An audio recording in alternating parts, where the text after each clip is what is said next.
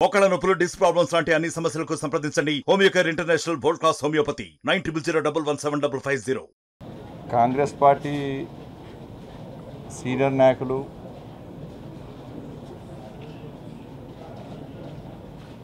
మాజీ రాజ్యసభ సభ్యులు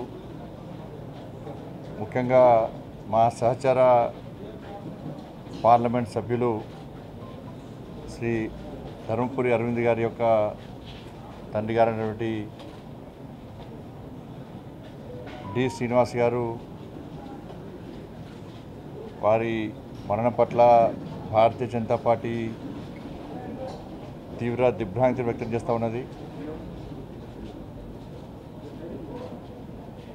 ఉమ్మడి ఆంధ్రప్రదేశ్లోనే గతంలో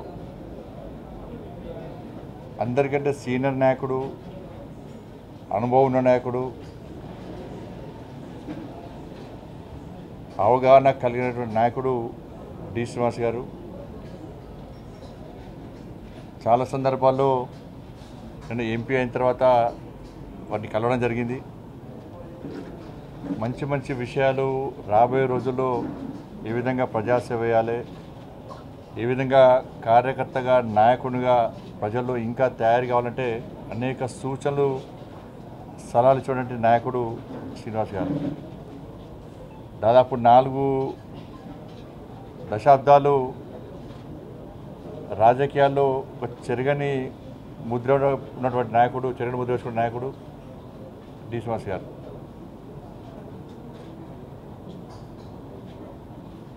భారతీయ జనతా పార్టీ 99లో కాకినాడ తీర్మానం చేసిన తర్వాత ఒక్కోటు 2 రాష్ట్రాలని చెప్పి తెలంగాణకు అనుకూలంగా తీర్మానం చేసిన తర్వాత కాంగ్రెస్ పార్టీలో కూడా తప్పకుండా తీర్మానం చేయాల్సిందే అని చెప్పించి తెలంగాణ కోసం మొండి పట్టి 2004లో కాంగ్రెస్ పార్టీ మేనిఫెస్టోలో తెలంగాణకు అనుకూలంగా తీర్మానం మేనిఫెస్టోలో పొందుపరిచినటువంటి వ్యక్తి డి శ్రీనివాస్ గారు.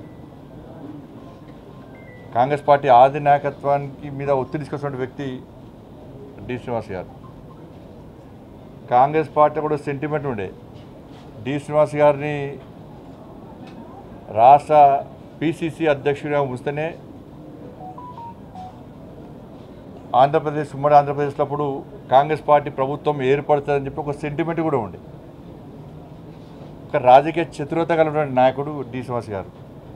అందుకే అప్పటి ముఖ్యమంత్రి రాజశేఖర్ గారు చెప్పారు, క్లిష్ట పరిస్థితుల్లో ఇబ్బందుల్లో ఉన్నప్పుడు డి శ్రీనివాస్ గారి చేతిలో ఒక ఫోన్ ఉంటే చాలు, ఆ ఫోన్ ద్వారా మొత్తం తిప్పుకొస్తారు, ఆ సమస్యను పరిష్కరిస్తారని చెప్పి అనేక సందర్భాల్లో రాజశేఖర్ గారు చెప్పిన విషయం గుర్తొస్తున్నాయి ఇవాళ. కాబట్టి అటువంటి గొప్ప వ్యక్తి ఈరోజు మన మధ్య లేకపోవడం చాలా బాధాకరం. రాజ్యసభలో కూడా కొన్ని సందర్భాల్లో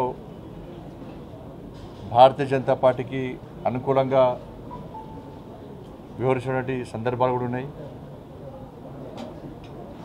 బట్ అటువంటి వ్యక్తిని తప్పకుండా స్ఫూర్తిగా తీసుకొని అలా ధర్మపురి అరవింద్ గారు కూడా నిత్యం ప్రజాసేవలో వారిని స్ఫూర్తిగా తీసుకొని ముందుకు పోతున్నటువంటి విషయాన్ని మనం గుర్తించాల్సిన అవసరం ఉంది.